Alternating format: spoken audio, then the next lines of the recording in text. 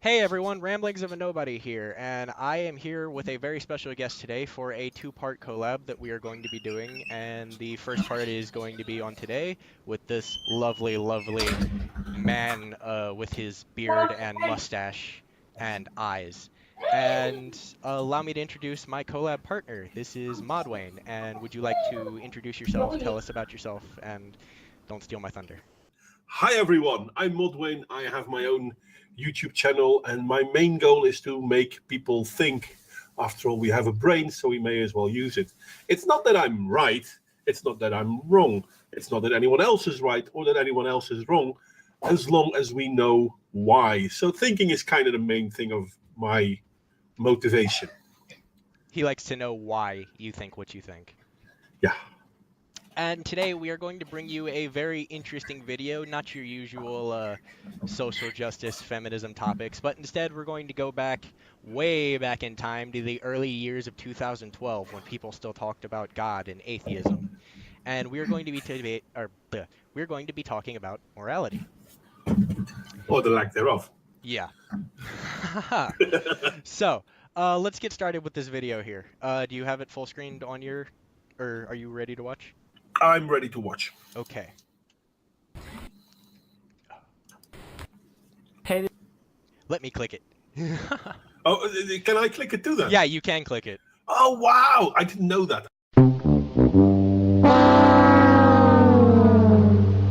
Okay, Yeah. let's click it. Okay. this is Ben, and what we're going to do is take a look at the moral argument for God's existence. This is an argument that believers in God have used for thousands of years to defend the existence of God. It's up to each person to decide if they actually think this argument does the job of proving God exists or not. So the argument goes like this. Right and wrong exists if and only if God exists. Okay, and I'm going to interrupt him. Haha, I could do that. So cool. I didn't know that. Yeah, it is really cool, isn't it? It is. But first off, a moral argument. But here's the thing.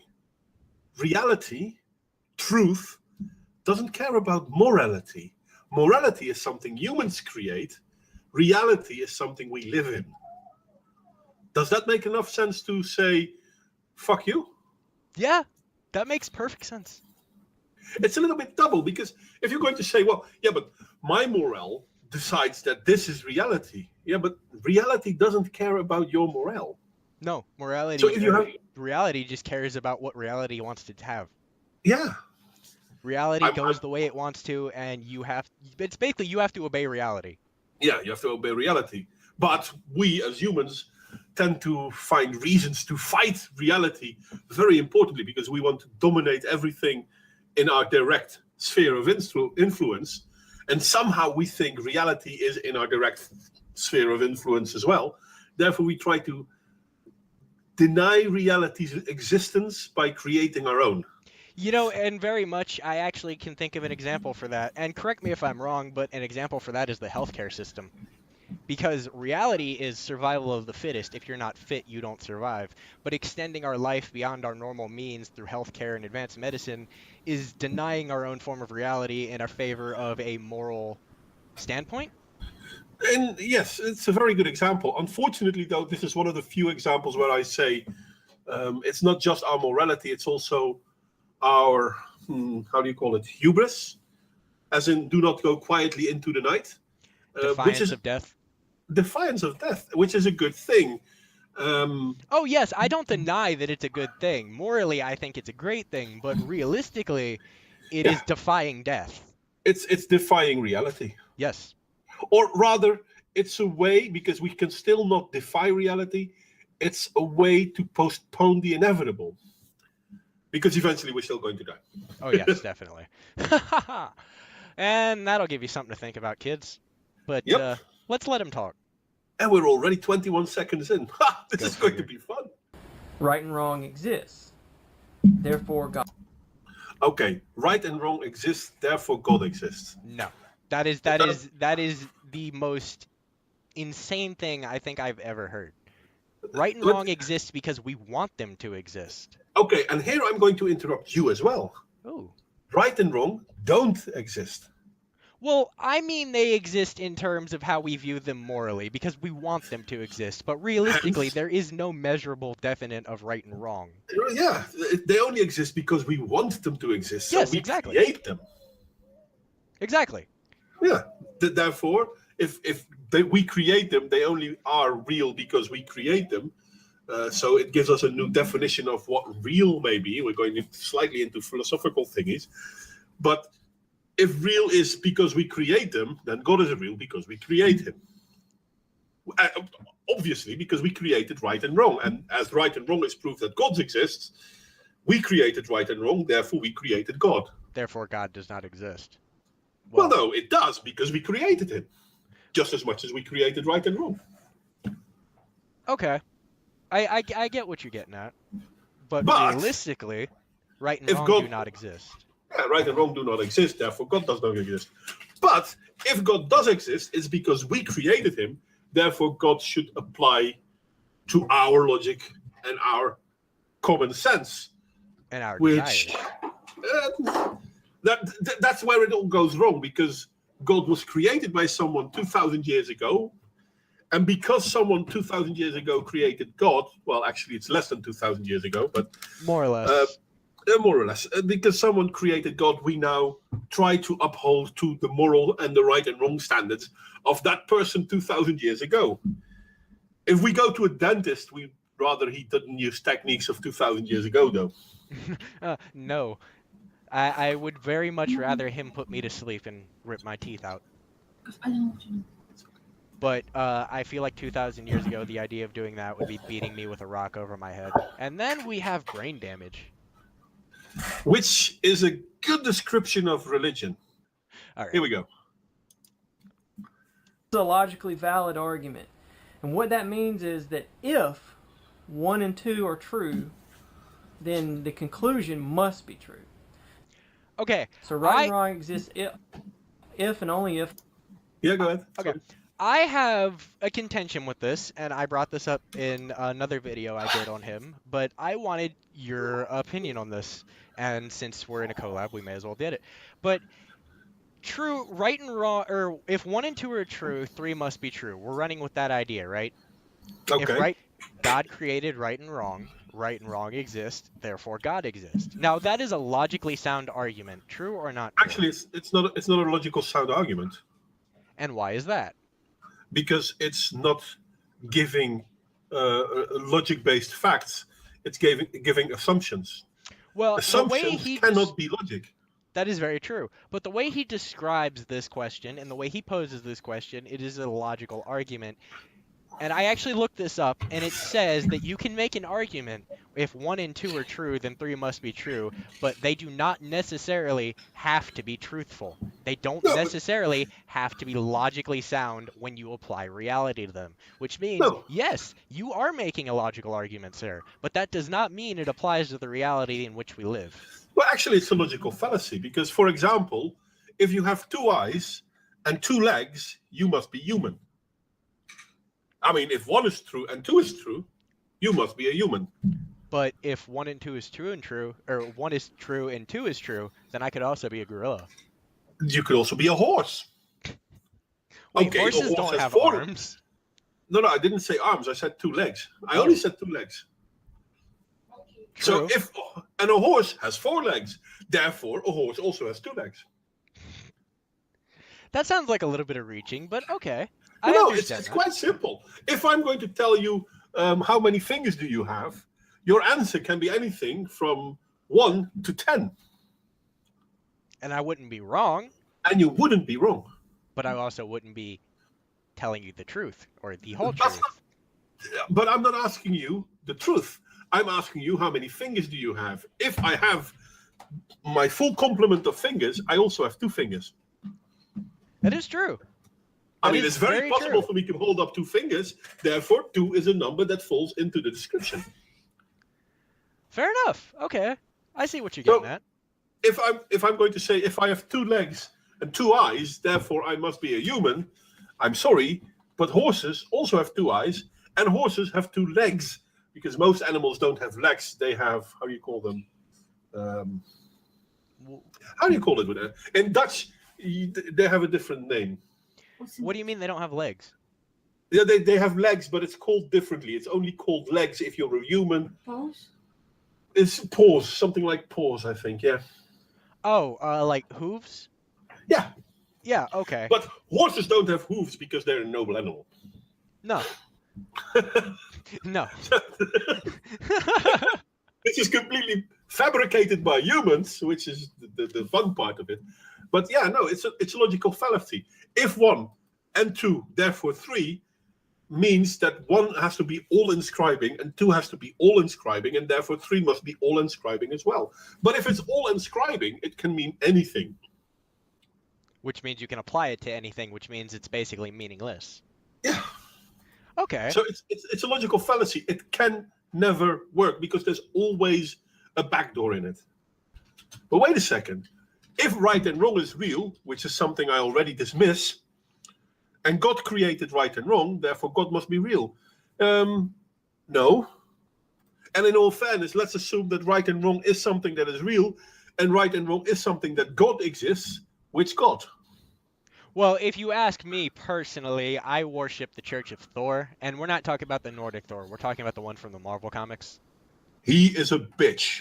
He is a bitch. Thor but he is a redhead, and he's fired, and he will kick that Thor's ass any day of the weekend. Did I Not trigger during you? the day because he's busy. Oh, we should get on with this.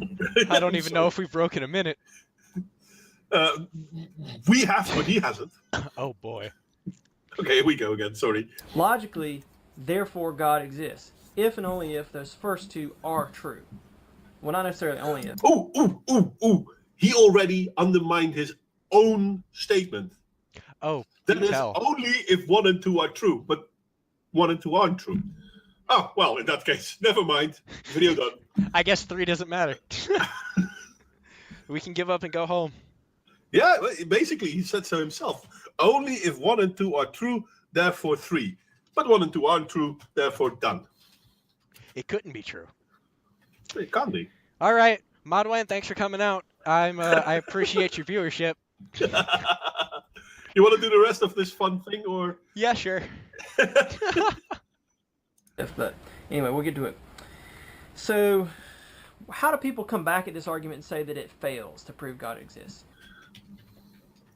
Main things people say is just because Let's go. Come. I don't believe in God, or just because a person doesn't believe in God, it doesn't mean that they can't be a good person. Okay, first off, and I love these talks about God. Which God are we talking about? Well, obviously he's implying the Abrahamic God, but he could be talking about Allah for all I care. Well, he could be talking about all gods. He could be talking about Zeus. He could be talking about Odin. He could be And I talking know that if about... he's talking about Odin, he's going to get his ass kicked because Odin doesn't like that sort of shit. Odin doesn't like that. Odin doesn't like people talking about him. Don't No, take no, Odin's name in vain. Don't take Odin's name in vain. I mean, you can show disrespect. That's okay. You don't have to respect the gods. It's kind of like free speech. You have free speech. You do not have consequence-free speech. The thing is, there are plenty of gods out there. I myself am at times a goddess of the Norse mythology, which means that at times I can talk on the Norse gods as if they are real. But those times are when I am doing living history, so to show people what the world was like about 1,000 years ago. When things were better and social justice wasn't around. When social justice was, I wouldn't say better, but they were clearer at least. Very clear. Yeah, I mean, you don't have to agree with the fact that when my axe hits you, you're dead. But trust me, when my axe hits you, you're dead. But you might not identify as dead, you say. Well, I guess we'll just have to experiment with that. Yes, this just is not. To make it This is no longer the ramblings of nobody. This is the ramblings of nobody and Modwain. Yes. Anyway,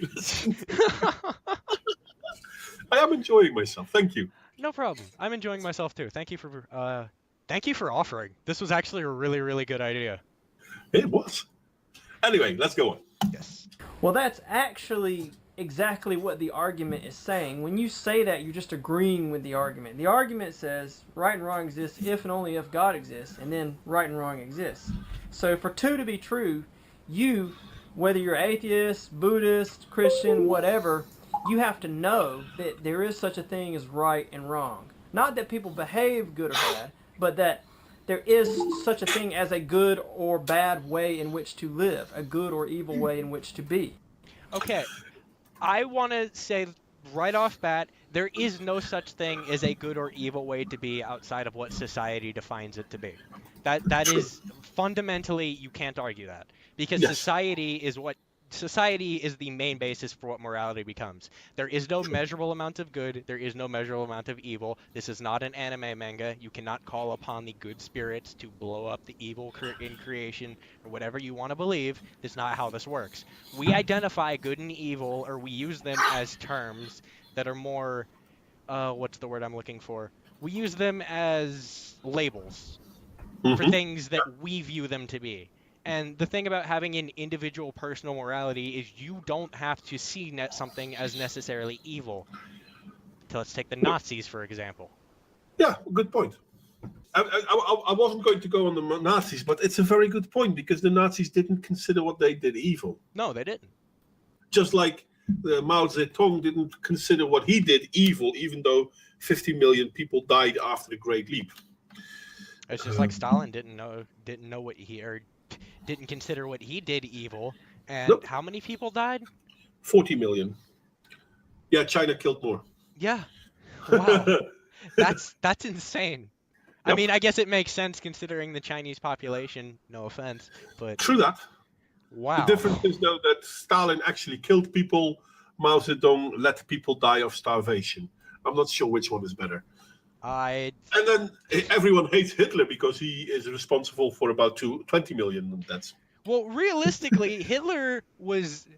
I can't believe I'm actually going to say this, but Hitler was like the pop celebrity of the murder world, the genocide commander world. He's famous because he got big for slaughtering the Jews. If we want to publicize that, that's what he did. When Stalin slaughtered his own people, Mao Zedong slaughtered his own people. Yeah, Hitler maybe. slaughtered people who weren't his own. No, I mean, that's not true. Though. They were he his did own. slaughter. They were Germans. No, he did slaughter Germans. Definitely slaughtered Germans. But what we remember him for, you go up to any person and you ask them what Hitler did that was wrong, what's the first thing they're going to say 9 times out of 10? Yeah, no, you're right there. You're right there. So, which is weird. But I blame our current schooling system for that. And that's not just in America. That's in the whole fucking Western world, to be honest. I can agree with that. But the one thing I did find funny is that he gave examples of different religions and philosophies, amongst which Buddhism. And Buddha may be a very important person, but he was no god. So if Buddhists can recognize right and wrong, but they don't have a god, does that then not take God out of the equation of right and wrong? I think it does. But, okay, correct me if I'm wrong, but this is my whole understanding of Buddhism as an American with little education, let's be honest here. The whole concept of Buddhism is to reach nirvana, right? Right. And in doing so, that is stepping off the path of life. Or stepping off the circle of life. Is that what it is? No, not so much stepping off the circle of life, but surrendering, how do you call it? Oh, fuck, and English isn't my first language, and now you make me think. I am sorry. It's surrendering the urge to feel certain things that you deem necessary, even though they are not necessary. Surrendering your desires? Yes. No, but it's basically limiting or putting boundaries on your desires and accepting things the way they are. Accepting the things that cannot be. Yes. I personally, I like Taoism better than Buddhism, to be honest, but basically they hail from roughly the same background. Well, not completely, and people will correct me on this, and they are rightly so, but it boils down to you try to better yourself by not letting your desires guide you. I like that. Now, Taoism is a little bit better, in my humble opinion, than Buddhism, because Taoism goes one further and says things are the way they are, and that's good. That's not necessarily something I would agree with. It is, but it's a way of thinking most people aren't common to do, especially not in the Western world. Oh no, definitely not, because the whole idea around, sorry, I don't mean to talk over you. There is a very old story. I think there were three monks. One of them was Taoist. The other two I forgot. And they got to a bottle of vinegar, and one of them took a sip, and they savored the taste because it was vinegar and it was good. And the other one took a sip, and he didn't enjoy the taste because it was vinegar, and vinegar doesn't taste nice. And the Taoist took a sip, and, well, it wasn't good, but it's how vinegar is supposed to taste. Therefore, it's good for vinegar. Doesn't mean I want to drink vinegar for the rest of my life, but it's good for vinegar. Things are the way they are. I like that. It's not whether I agree with it or not, but I shouldn't fight it.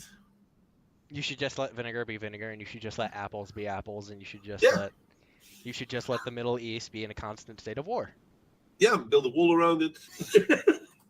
and this is the thing, though, and I know we're going to get sidetracked once again, but if we look at the Middle East is such a mess that everyone in the Middle East hates the Western world, especially Israel, but everyone seems to forget that Israel is actually helping the countries around it. For example, it's helping the how do you call them? Egypt with keeping the Sinai desert under check so that ISIS can't really move through it easily. They're helping the Egyptian government with that. Jordania is getting water, as far as I remember, from Israel. Yes, Hezbollah is a big problem, but somehow they're being kept in check because of, how do you call them, the Israeli Defense League. Same is with Hamas. We all like to think that the poor Palestinians, blah, blah, blah, blah. Hell, I actually heard someone say not too long ago, but Palestine is in a genocide. Okay, fair enough. The number of people in Palestine has grown. So even if it's in a genocide, they're still overall prosperous in terms of how their population is going. Yes, which probably means it's the worst planned genocide in the history of genocides. If we talk about Israel and, oh no, but they are genociding, which you can, again, going back to the right and wrong thing, Israel thinks that they're completely justified in what they're doing because they're defending themselves. Hamas thinks they're completely justified in doing because their God tells them to kill Jews. Which one of the two is right? Neither. Frankly, in my moral view, but that's my morality. So, yeah, there is that. There is more to the world than black and white, right and wrong. And you can't boil everything down to 1 and 2, as hard as you're trying to do, Mr. No. Moral Argument for God. Yeah. Anyway, come on. We're at 1 minute 37. We can do this. We can do this! It's not easy, though, is it? No, it isn't. Because so much to talk about. Yeah, so much wrong. And so the fact that atheists know that there's such a thing as right and wrong means that they're just agreeing with the second premise of this argument. Did I just not say that there is no such thing as right and wrong, and that right and wrong is subjective? For example, how Israel thinks they're right and Hamas thinks they're right. I do believe we just both agreed on that point. Yes, Modwain. So then we don't agree with him. No, we do not. Okay. No, that's just to make sure. Yeah, no, fair enough. That you and me and everyone knows that there's such a thing as right and wrong. Did he just assume that we know what's right and wrong? Did he just assume our morality? And did he consider us to be part of his group? Because he said you and me. Well, yes, but I do believe he's trying to talk to us. I do believe he's trying to talk to us as atheists. Is he not? But he's not an atheist. He believes in God. No, he isn't. So I guess he is trying to assume that we believe in God. Did you just assume our deity? Listen, this is a very old... I know this is a very old point, but What did God promise the world? He would never And flood it again? You can ask any God you want. So the Christian God promised to end suffering. No, he didn't actually. Sorry, he didn't. I thought I the only time I've ever, and my mom is not a religious person, like to the extent that, you know, she'll beat up on anyone for being gay or anything. No, she's very accepting, right? She loves everyone, but she used to tell me that the only promise God ever made was that he'd never flood the world again, and that's why we saw rainbows. Granted, Yeah. I am a lot more intelligent now, but that was the only promise I have ever heard. Then again, Odin promised us to take care of the ice giants. Do you see the ice giants around? Yep, there you have it. When's the last time you saw an ice giant? See, I rather believe in someone who kept his word. Odin got shit done. Odin got shit done. Oh, it's just some nasty argument. It's still bullshit, by the way. I know, but it's a good fun one. It is not bullshit. Have you seen a frost giant, sir? Yes, well, no, I haven't. But then again, I've also never seen Yggdrasil. And apparently, our world leans on the branches of Yggdrasil. So you'd imagine those branches to be fucking It's metaphorical. big. It's metaphorical. Don't argue.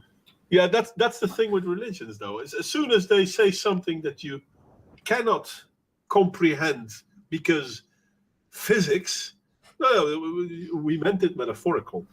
Yeah. So, up yours. Yeah. Anyway, so there is no right, there is no wrong. We don't agree on this. There is no moral, therefore there is no God. But you continue, Mr. Does he have a name, by the way? I believe it's Ben something. Okay, Mr. Ben something. Ben something. Go on. Wrong. So the first premise would be, Well, I could have called it. I can't call him Bend Over. I mean, that would be nice, would it? well, how could it be that there is such a thing as right and wrong? So the next thing that you often hear is evolution can explain morality.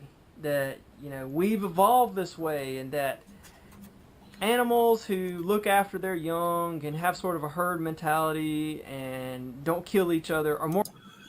Did you just explain how evolution created morality? I do believe he did by just saying that evolution didn't create morality. So, you're already wrong. Oh my god! You're stupider than I remember from your first video. I know, right? Yes. I'm so glad more we likely decided to do this one. survive. Yeah. So we could have evolved this trait over time, and then the animals that didn't evolve that way, they died out because it's a trait that actually helps survival. It has survival value. It makes you more likely to pass on your genes. Here's the So thing. it's just a byproduct of evolution. Here's the thing, though. Here's the thing. Every animal usually abides by a pack mentality. Even alligators do. But, and here's the big but, animals don't have a moral area about cannibalism or attacking their own. In fact, I will prove this to you right now by using African lions as an example. They will often, if a male African lion enters another pride and takes over, he will often kill any of the cubs that he sees and cannibalize them because he doesn't want any part of the other pack spreading. He does not want the other pride to be infected with the beta male as the former dominant pride. Now that he is in charge, he wants to spread his seed, so he will kill them. Would you kill your stepchild if you were married to or if you were married and the wife had a kid? Would you kill that stepchild because you didn't want it around? No? Oh, well, I guess that means morals apply different to different animals, don't they? True that. And funny enough, there's a very good reason why cannibalism kind of got stopped by humanity. And we still see it a little bit, but we see it in people we call less evolved for a reason. One, there is a health issue to it, because if you eat human flesh, you can actually get mad cow disease, Creutzfeldt-Jacobs. So there's that. It's not good for your health. Not at all. And secondly, if I eat you and I think that's okay, that kind of means that other people can eat me, because, hey, if it's okay for me to eat you, it's also okay for them to eat me. I don't want to be eaten, therefore I probably defend you for not being eaten. That's morality for you. So my response to that is, let's see if I can say this right. Do we believe that murder, something as evil as murder, do we believe that it's wrong because we evolved that way? Because we evolved in such a way that we... Okay, I'm going to interrupt him here. Yes, we evolved that way, because if I think it's okay to murder someone, then someone is okay to murder me, and I don't want to get murdered. Remember that little thing I said a moment ago? Yeah. About the cannibalism? It still applies here. But, and here's the fun part, do you know how many people God, the Christian God, has murdered according to his book? Unbelievably numerous amounts of people. If we just want to count up every inhabitant of Sodom and Gomorrah, I guarantee you it's over in the hundreds. But, and funny enough, he actually has another video called Why the Abrahamic God is Not a Genocidal Maniac. Or something to that effect. So that might be something we could do. Yeah, it's kind of, I don't know, it's a little bit of a double standard, I think. Because, yes, murder is bad, but God did it, so it must be good. But wait a second. Here's the thing. He defined murder as an evil act, and I do not intrinsically believe that murder is evil. Because here's the thing. Murder is defined differently in... Okay, follow me on this. Murder is subtly defined differently amongst the different nations, depending on what it is. And if you want to look in the Islamic world, the murder of gay men and women who have slept without, you know, being married and so on and so forth is condoned. So, you know, obviously it's okay over there. But in terms of what you want to define as murder in being evil, okay, that's fine. But everyone else has their own definitions for murder. Yeah, no, you're right. And the thing is that, well, I mean, it's a little bit different, because we could look at murder or we could look at killing. Is killing murdering? That's kind of what that's kind of the thing that I'm kind of, I guess, drilling at, is you can't really define something as murder without, you know, looking at it on a case-by-case basis.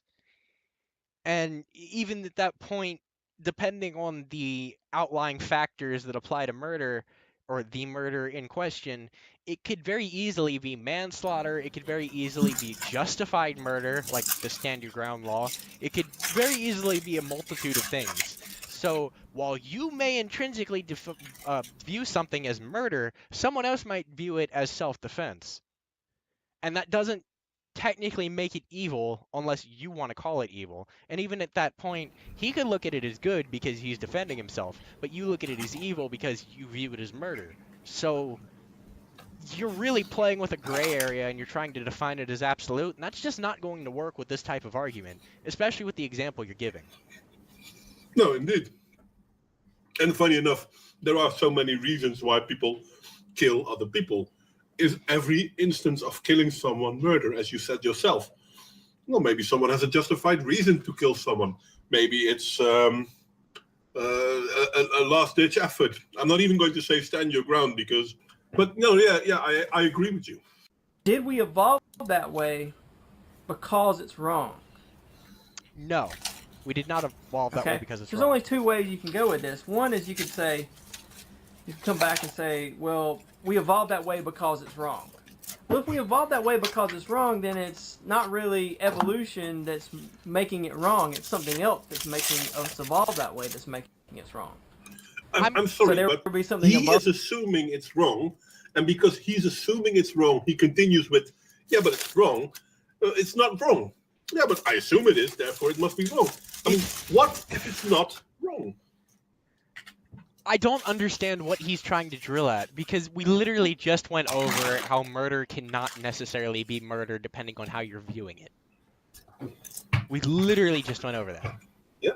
So I don't understand what you're trying to do. There's no black and white here. There is literally just gray. It is all gray. You're trying to define these terms without giving any reason or any backing for why you're calling them these things. You're just, you were literally just dropping, well, this is good, this is evil, and we all know this because this is the way this works. Well, society doesn't always work like that, man. And the thing is, society doesn't work like that at all, because we already have a lot of instances in which we think killing someone, and Again, there's a difference between murder and killing someone, but we already recognize that killing someone can have good reasons. Let's continue. We're already 3 minutes in. Oh, really? Of evolution that makes it wrong. It wouldn't really be grounded or coming from evolution. Or you could say, well, it's wrong because we evolved that way. All right, so this is probably what most people who buy into the evolutionary explanation for morality, this is where they're at. We think that murder is wrong because we evolved to think it's wrong. Okay. No. Now, no. Here's Stop. Bad. Don't you dare even try to assert that that is what I think. I think murder is wrong because society tells me I'll go to jail and be murdered myself if I kill someone. That is why I think it is wrong. Believe it or not, there are a few people out in this world that I would have probably shot if I had the chance to, because I'm a very aggressive, angry person. I'm sorry to say it, but it's true. I am also impulsive. There is also a little bit of evolution in that too, though, because you recognize that if you want to murder someone, but you don't, and you uphold the idea that murder is not allowed to just be done, people are also not allowed to murder you. Yes, very much so. Or at least I expect them not to. And you want them not to murder you, therefore. I mean, it's inherently a selfish thing. People don't understand evolution, but evolution is inherently a selfish thing. It wants the best, so it has the best. Yeah. I mean, I guess that makes sense. Evolution really does call for the best to survive, because if you're not the best, you don't survive. Survival of the fittest, very much so. So yeah, I guess it is very selfish. Does that make us intrinsically a selfish species? But we are. People like to admit to none of that, but we are. Listen, why do people do good deeds? Well, sometimes I do them because I feel like it would make the other person happy. But sometimes I do so them because why do you want to make another person happy? I guess because it makes me feel happy. So you're doing it for yourself. Yeah. But I want to Ta-da! hold on to the idea that I'm doing it for someone else. Because I guess morally I am doing it for someone else, but I'm doing it for someone else because I want to feel better. You're doing it for someone else because you care about that someone else. I guess that makes sense. So does that So make me selfish? It does. But at the same time, it doesn't. Don't get me wrong. But no good deed is inherently unselfish. Hell, I work in healthcare. I try to help people. Why do I do that job? Because I like to think that I'm actually helping someone. But yeah, no, that's the thing though. If we do good deeds, a lot of people still don't recognize that even when we do good deeds, we do them because it makes us feel good. Very much so. I guess I never really looked at it that way, but that makes sense. Okay, here we go again. A syllogism for you, another argument for you. Living things either act by choice or according to programmed properties. Instinct. Living things, That's the word you're looking for. Instinct. Yeah, that's a good word. which act according to programmed properties, do not have desires. They only function like a machine, like a mechanism. Wrong. Wrong. Absolutely motherfucking wrong. You are so wrong. It hurts my kidneys. So when you're hungry, you eat, right? Yeah, and that's because instinctually I don't want to die and my stomach hurts. So I Ooh. eat. So I eat. I Does also that make... do enjoy eating. But the selection process comes from choosing what I eat. But instinctually, I obey my stomach because I'm hungry. And you want to continue with whatever you're doing to live. Yeah, so I eat. And if you're tired, you go to sleep. And if I'm dirty, I take a bath. And if I want to survive on my own, I go get a job. You know, but so, that one requires choice. That one requires choice. Yeah, but everything requires choice. That's the thing, though. A lot of people seem to think it's not choice. If I'm hungry, I choose to eat. I eat because I like to, but it's still a choice. Yeah, you could choose not to eat and starve. That's Indeed. what they call a hunger strike. Yep. But I mean, you know, if you really want to go with this argument where there's absolutes, you either obey instinct or you obey choice, that's fundamentally wrong. They work Yeah. hand in hand. Yep. However, I mean, have you ever heard the instinct of fight or flight? Do you understand what that is? Oh yeah. Okay, the instinct of fight or flight is very much an instinct and less of a choice. You don't Mhm. choose to run or fight, you just go. Whichever one Mhm. takes over first, you go. Now, if you're in a more level head, and let's say the whole point of martial arts is to keep a cool head and to teach you how to defend yourself. You want to keep a cool head so you can make choices, logical, smart choices as to how to defend yourself, which helps you choose the option to fight if you instinctually want to flight. From my work, I'm obviously trained in self-defense because I work with the mentally disabled. Really? or You're the- trained in the- self-defense? Yeah. Huh. Because we can get attacked by our patients. Oh yeah, definitely. I mean, I knew that, but I didn't know that you were required to be trained in self-defense. That's Well, I pretty don't neat. want to get hit. No, definitely. I'm not questioning the logic behind it. It's just I didn't know that was a requirement. Well, it's been changing throughout the years. Training used to be a lot better. Now we train a lot about de-escalating the situation without getting damaged. Yeah, that's usually a pretty good option too. No, it's a great option. I like to be able to, Not hurt you know, someone. I like not hurting someone, and that's my first choice anyway, especially in my line of work, because I recognize that my patients are patients. But at the same time, I can lose my patience. Does that make sense? Yeah. Yeah, definitely. Oh no, I 100% understand you.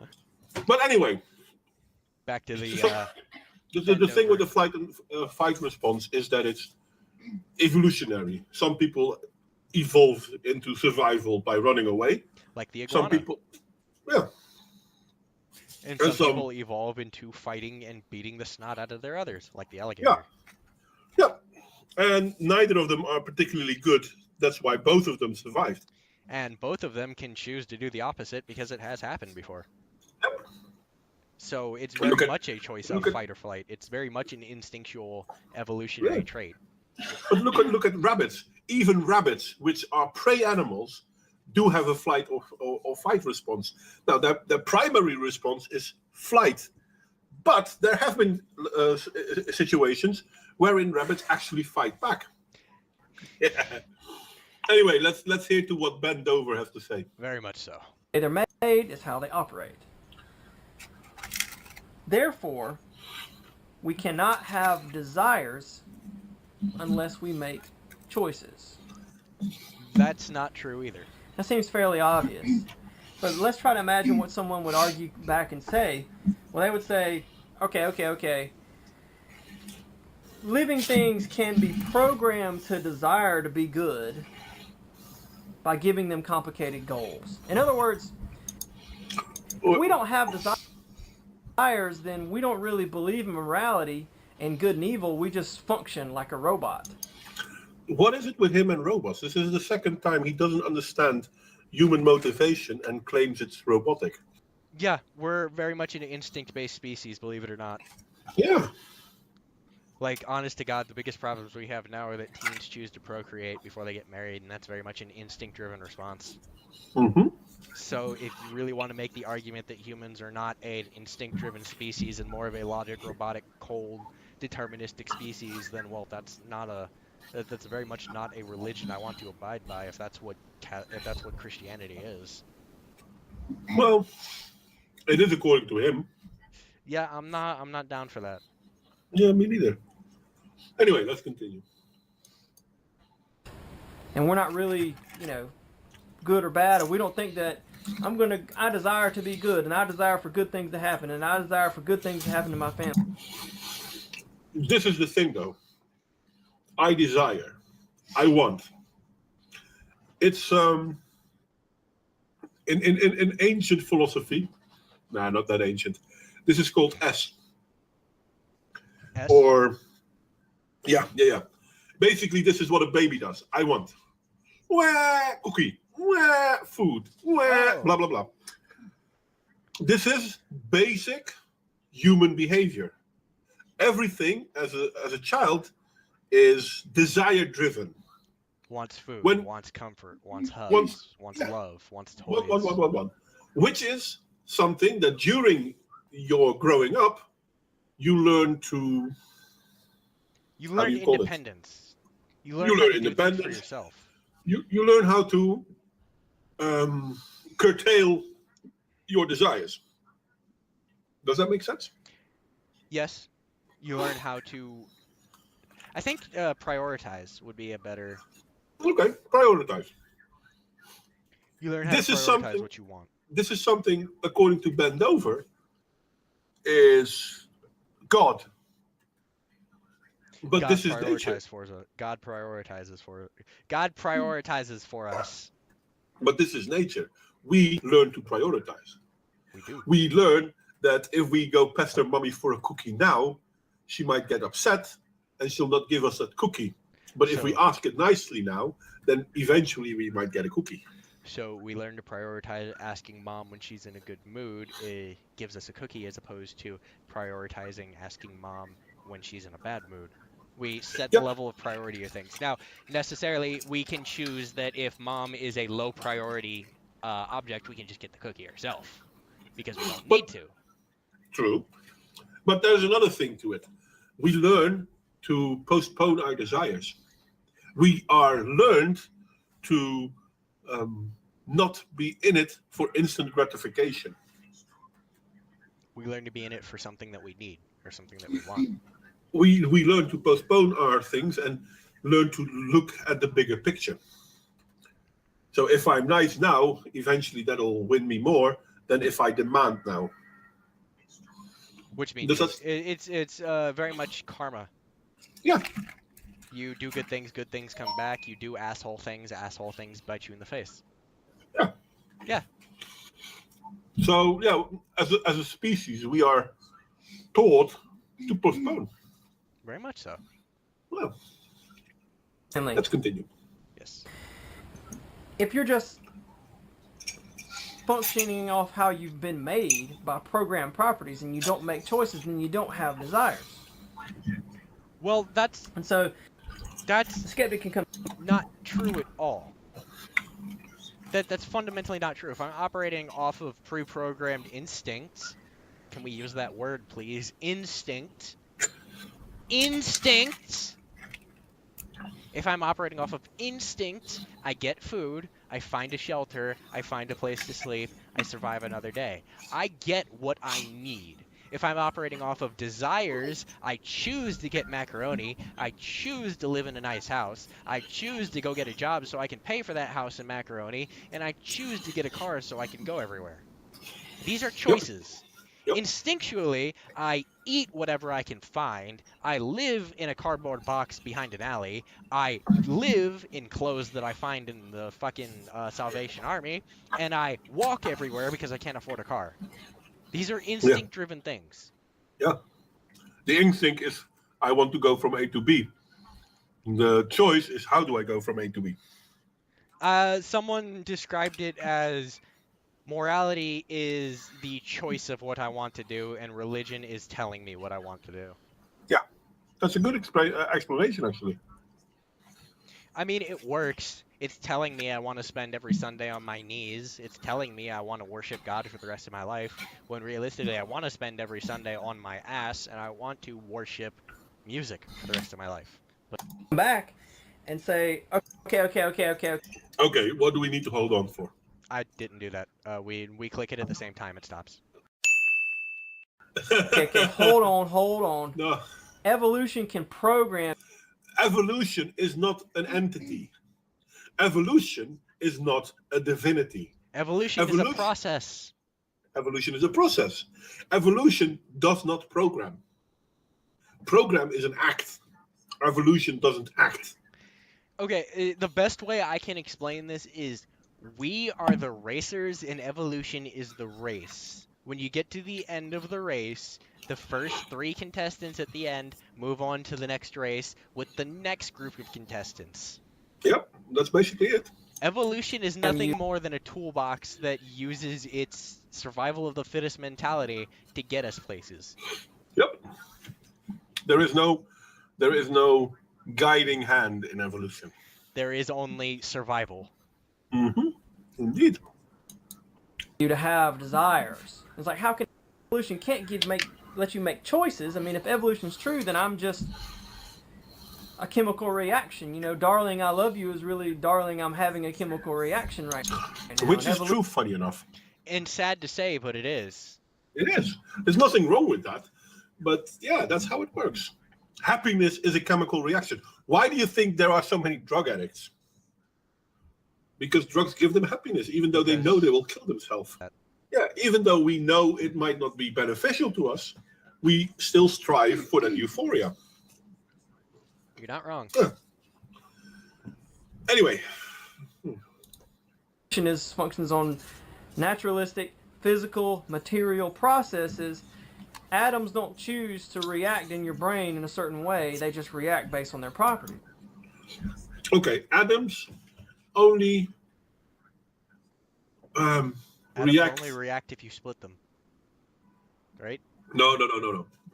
Well, yeah, they give a strong reaction then, but no, Yeah. atoms do react because even if we look at simple atoms, or even if we go, I mean, one step higher, molecules, everything acts, and every instance of diversity in that action is what some people would consider free will. If you're having an overload of serotonin in your brain, you feel happiness, and you're probably in a subway in New York City with a needle in your arm. But That is possible.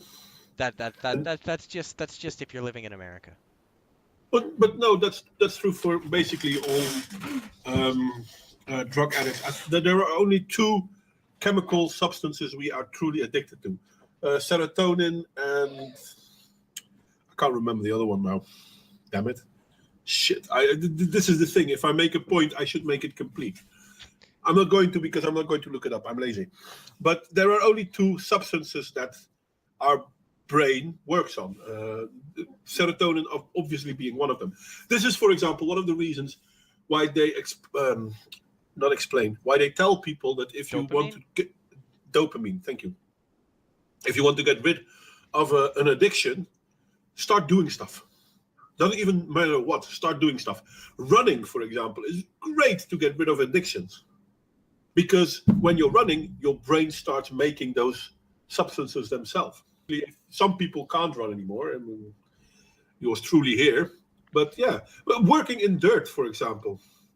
If you work in dirt like a farmer does, Yeah. not like a farmer does on a Monsanto farm, but on an old-fashioned farm, there are bacteria in the dirt which give you a serotonin boost as well. So you can actually feel happy because you get your hands dirty. So they get high off of dirt. Basically, Hey, kids. yeah. Hey kids, want to go to the playground? Yeah, but yes, actually. I mean, it would work, but I think we've been ignoring bend over. Okay, I'm sorry. You're right. Okay, so this is what they say. Well, what evolution can do is it can program you over millennium, program creatures It doesn't program anything. to desire It's just a reaction. by giving you complicated goals. So in other words,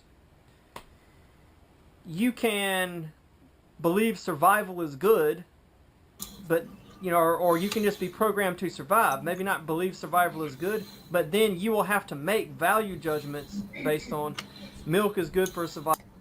Okay, so basically he really wants that to be someone who programmed it, either evolution or God.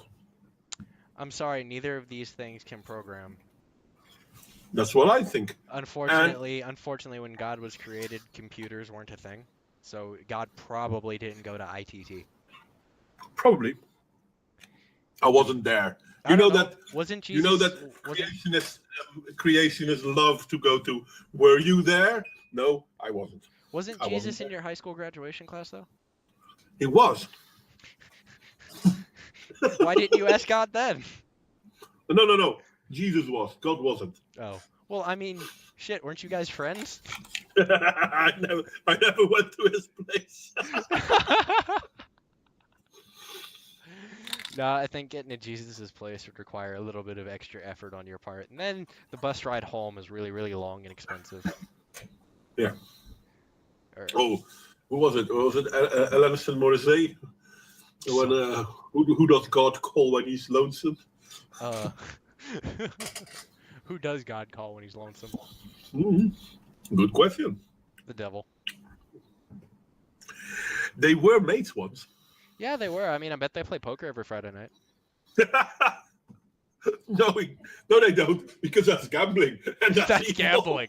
And that's evil. Yeah, well, I mean, God, says murder's evil, but he destroyed a city, so... Actually, he does.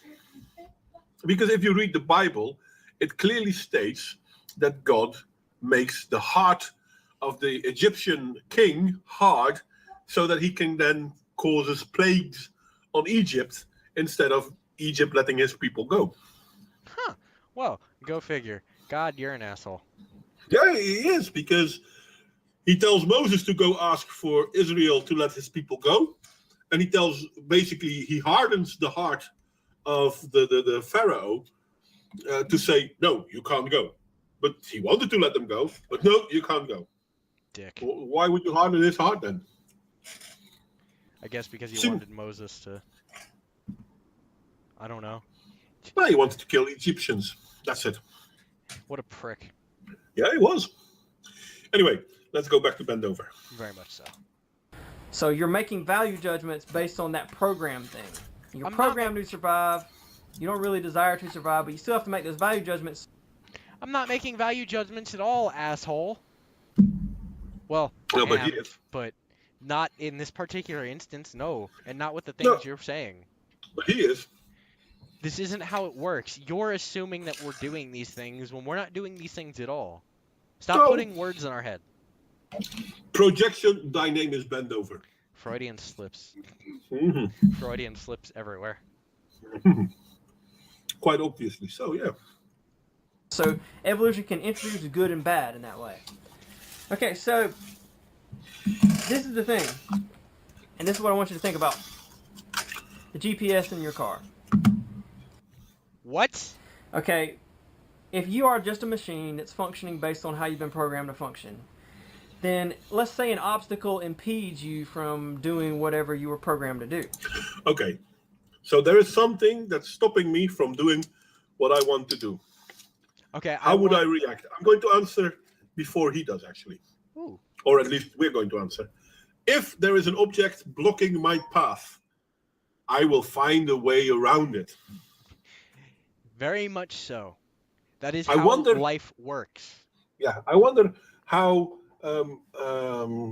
what do they use, GPS equipment, if you have a route planner and the they're route reprogrammed. is blocked, what will that route planner then do? It reprograms. It reprograms. I bet you he's going to say that we're like GPSs. And I bet you he's going to call us robots again. Makes a good point. Doing whatever you were programmed to do. Will you recalculate and move on, or will you care? Whoa. Will I care? Wait a second. Will I recalculate and move on? Or will I care? Why is care a separate option? I think I get what he's driving at. I think the obstacle he's implying is the death of someone or some big tragedy like 9/11 or those bus bombs that went off in Saudi Arabia. Or were they car bombs? I don't remember. Or Syria. But I don't get it. So yes, I will recalculate. Yes, I will move on. Yes, I will care. How come these two are separate options? You know what? I'm gonna open up a little bit and I'm gonna tell a story. And it's perfect for what he's getting at. Okay. About 3 years ago, I lost my best friend. Right. We were in a band together. We played guitar. And, we were hoping to get somewhere with that. And he wound up hanging himself in a closet. It was not a fun time. Sorry And to I hear cared. that, mate. Oh, thank you. And I cared. But I also moved on. Yeah. I'm still here. Frankly, I feel like what you're driving at is if I didn't move on, I would have probably killed myself too. But we move on. We recalculate as a species. That's what we do. When we lose someone or we lose something that matters to us, we move on. We recalculate. Those who cannot wind up doing drastic, dangerous, stupid things, and they wind up turning their life upside down if they even continue moving. Unfortunately, that is a hard reality that we have to live with. If you don't recalculate, you get screwed. You can stop, you can pull off the side of the road, and you can care for a minute. You can cry, you can wipe your tears, but you know what you do after you're done? You move on. In other words, like if you program the GPS in your car to take you to the big city in some little place, and you make a mistake, the GPS doesn't really care. It just functions. It doesn't really care if you never get there. Yeah, but there's a difference between humans and machines. Caring is part of our program. Damn it, Modwain! I thought that was pretty good. I'm sorry. I shouldn't laugh as hard on my own jokes, but I thought that was pretty good. Oh, God, you're terrible. You are terrible. It just operates according to its programming. It doesn't really think it's good or bad that you got there. It just recalculates. Right? Now, let's say that the skeptic is still refusing to agree. What do you mean is still refusing to agree with you? We never Did you say anything new then? I mean, he's constantly saying the same thing and makes it sound like it's a different way of looking at it. But basically, fundamentally, he's literally just beating the same dead horse with a different sword every time. Yeah. Right is wrong. Right and wrong are created, therefore God. The way we think is created, therefore God. No. That's not how this works. And like we started with the original point in this video, just because 1 and 2 might be true in that particular instance, doesn't necessarily mean that they're true always. No. And you can't derive of a simple logical conclusion based on two logical starting premises. Unfortunately, coming to a logical conclusion requires a lot of thought, effort, and a lot of different viewpoints, and you're just basically hammering us with the same one over and over again. You're not going to convince anyone, and you're not even going to make a solid argument if this is what you're presenting us with. But is he going to continue like this, though? Because, in all fairness, I enjoy our little talk, but I think we've debunked him so many times, and we're only in for, let's say, a third of his video. We're going to do final statements. Thank you very much for watching. Criticism, as always, is more than welcome. It's not true because we say it's true. Feel free to give any comments. Any critiques are always welcome. Basically, this is what I always say at the end of my video. And I really enjoyed working together with the Ramblings of Nobody. So I am going to link his channel when I post this on my thingy. And I hope you guys will check him out. Well, thank you very much, Modwain, and I appreciate that. And I enjoyed having you on my channel as well. This has been a very fun experience, and I look forward to doing this again in the future. Yeah, we should do this again. It is fun. Oh, definitely. I'm not going to say we can do this every week, but we can do this more often because this is fun. Yeah, I would definitely love to do this. Yeah. Maybe, I don't know. Maybe we can do another bend over video. I could probably pull up like a series of different ones so he doesn't make the same point over and over again. Yeah. I think you're going to be hard pressed because he might have different videos, but I am feeling that the points he makes are all the same. Are pretty much the same. More than likely. I mean, if this one video gives you any example of what this man is capable of, I didn't think someone could hammer that nail so many times, but I'm pretty sure the nail head is broken off at this point. There's a hole in the wall. But with that, guys, I think we're going to leave it here. And so much thank you for checking us out, and we will catch you next time.